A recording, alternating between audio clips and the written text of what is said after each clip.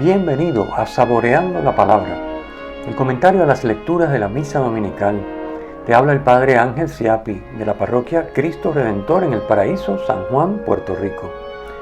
Recuerda que en la descripción están las citas bíblicas de las lecturas, el enlace al guión de la Lección Divina, el enlace a los apuntes del comentario y la dirección de la página web de la Parroquia Cristo Redentor.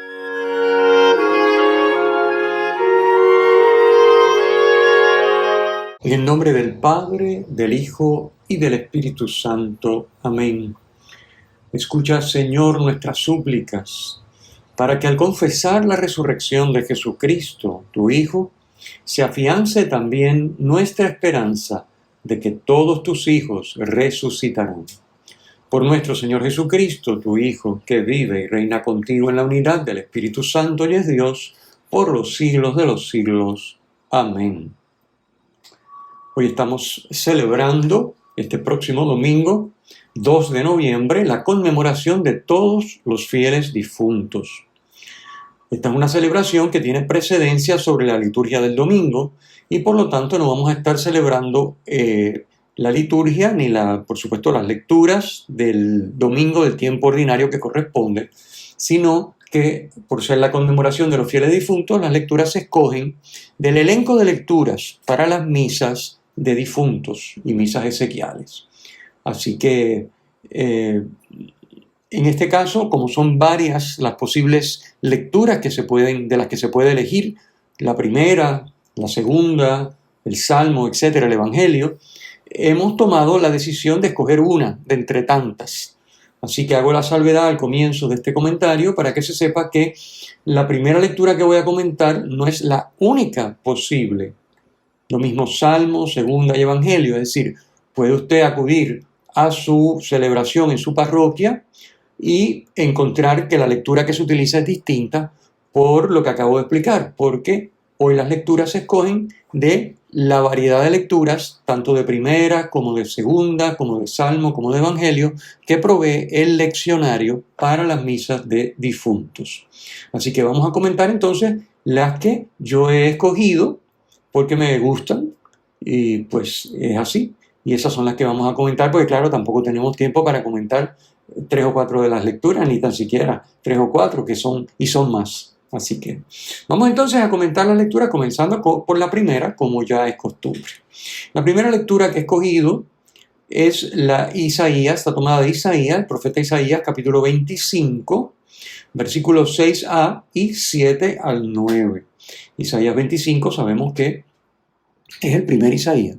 De los 3 bloques que componen el libro, primero, segundo, tercero, Isaías, pues este es el primero, que va del capítulo 1 al 39.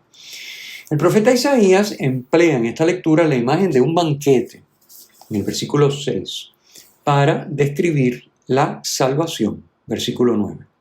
Dice que lo que Dios prepara para saciarnos plenamente será, y cito, un festín de manjares suculentos, un festín de vinos de solera, manjares enjundiosos, vinos generosos, versículo 6.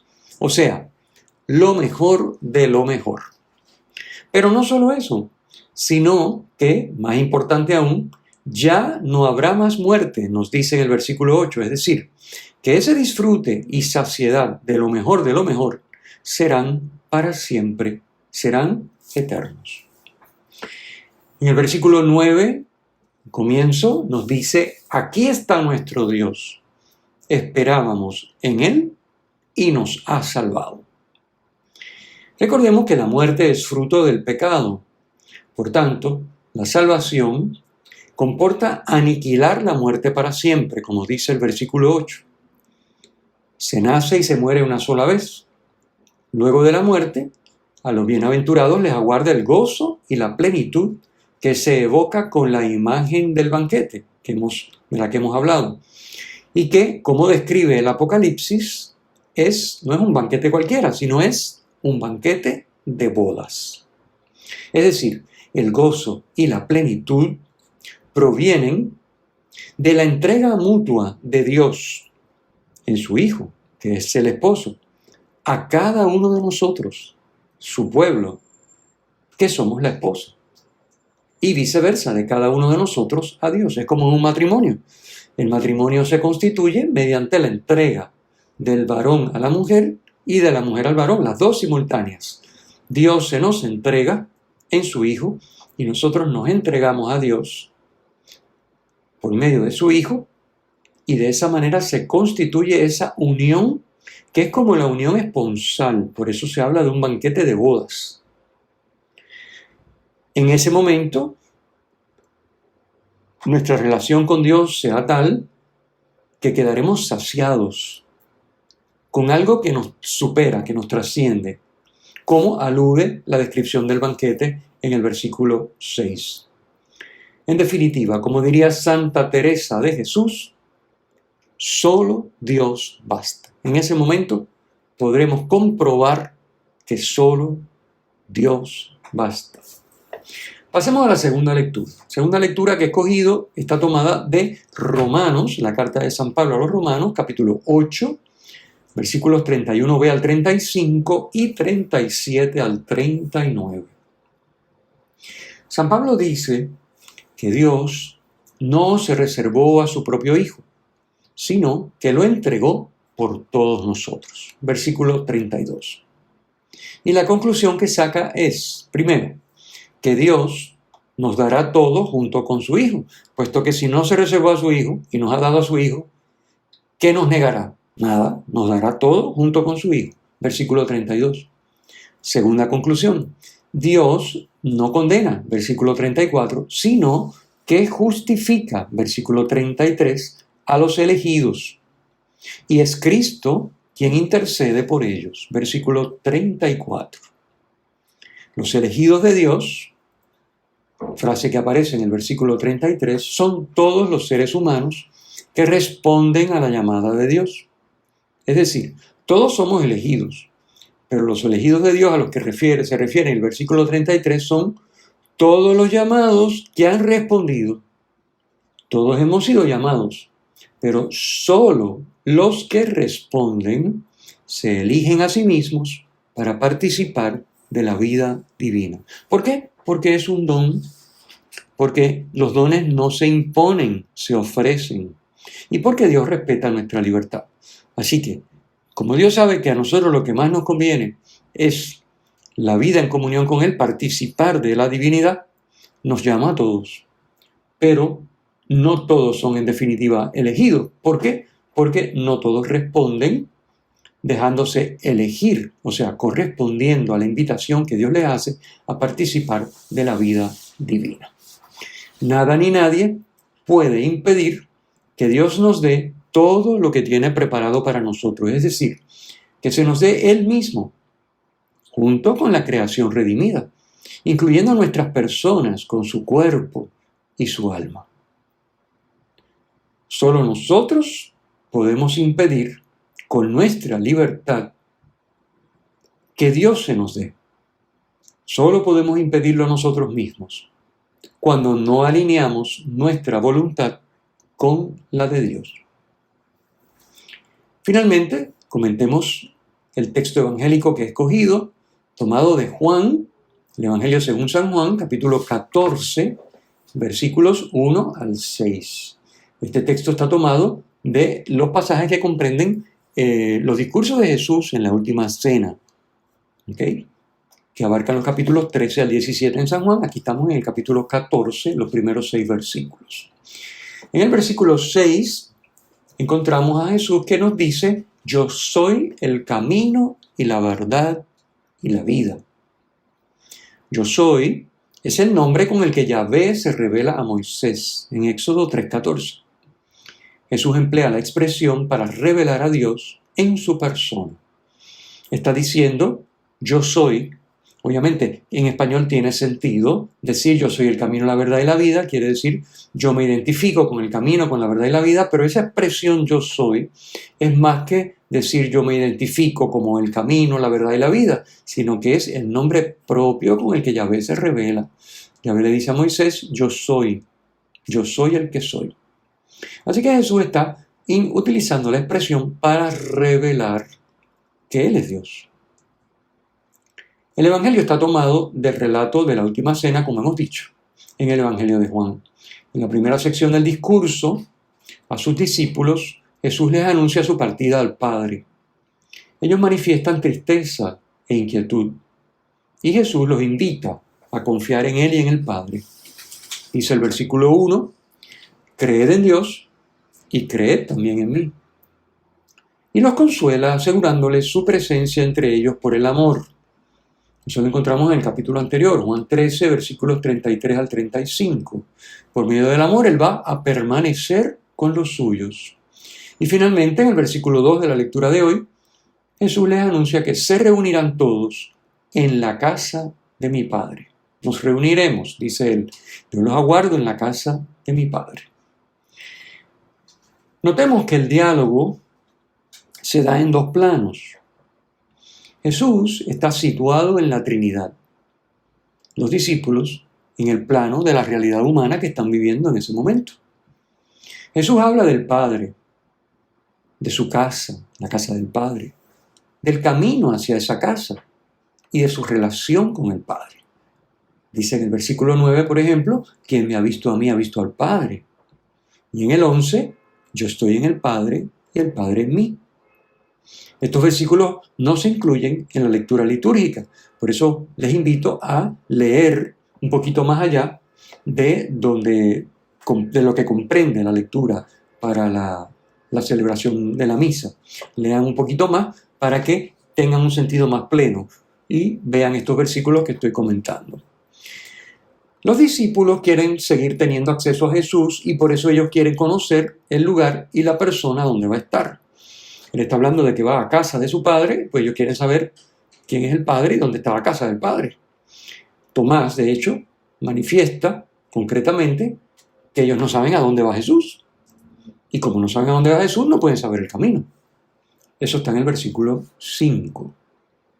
La metáfora del camino, obviamente, no se refiere a un camino que hay que andar con los pies. Jesús es una metáfora. La metáfora implica saber por dónde y cómo se debe caminar, es decir, vivir, para llegar a un destino. Se refiere al sentido, al desarrollo y a la meta de la vida. Jesús no se limita a dar instrucciones para recorrer el camino de la vida, sino que Él mismo es el camino.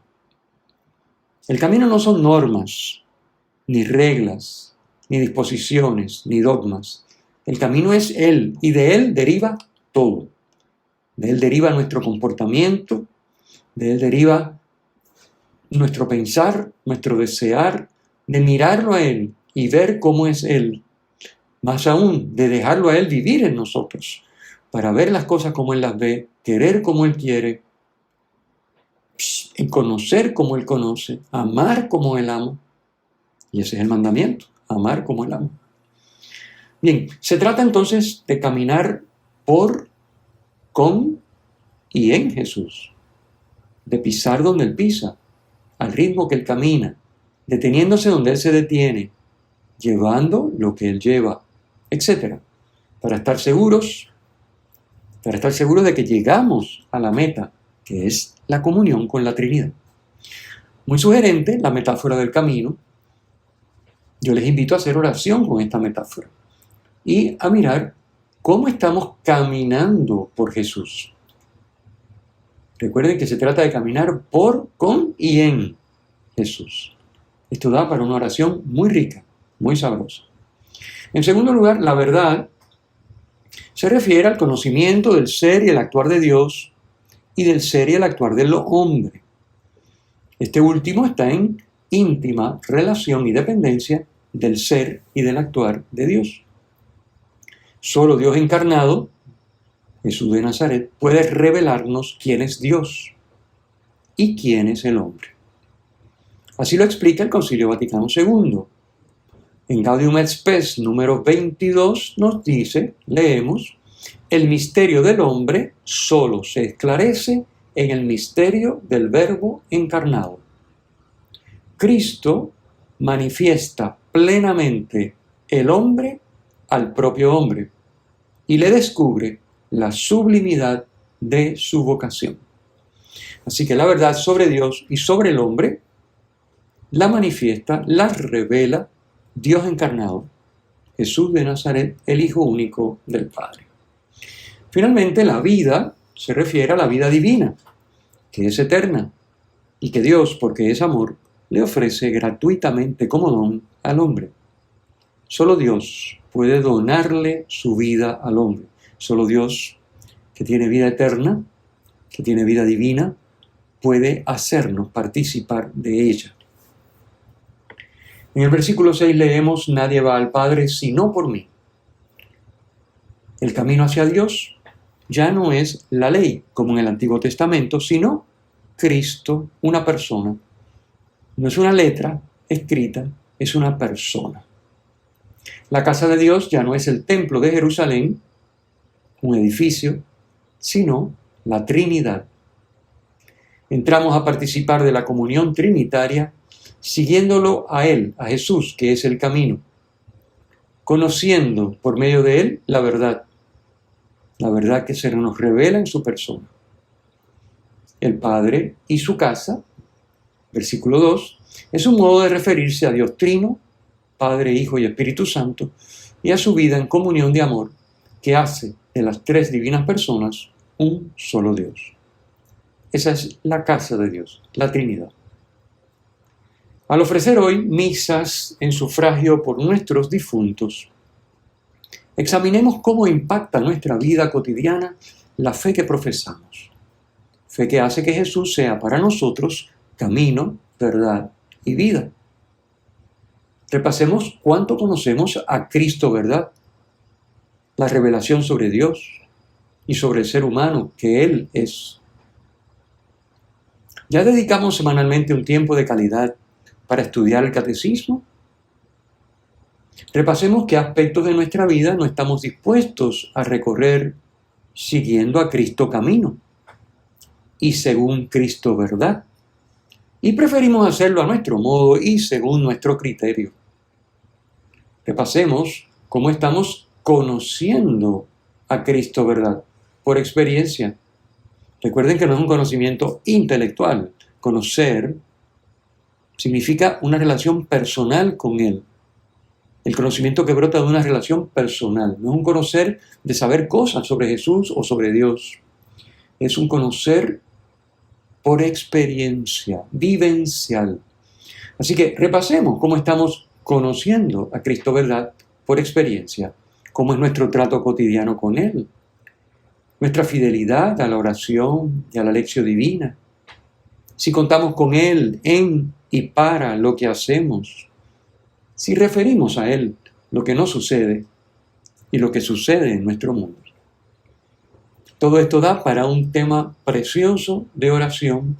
Yo les invito a aprovechar estos temas, estas lecturas o las que ustedes prefieran, del elenco de lecturas, el que sean las que se proclamen en sus celebraciones eucarísticas este domingo, para orar con ellas, como siempre les digo, hacer lección con estas lecturas.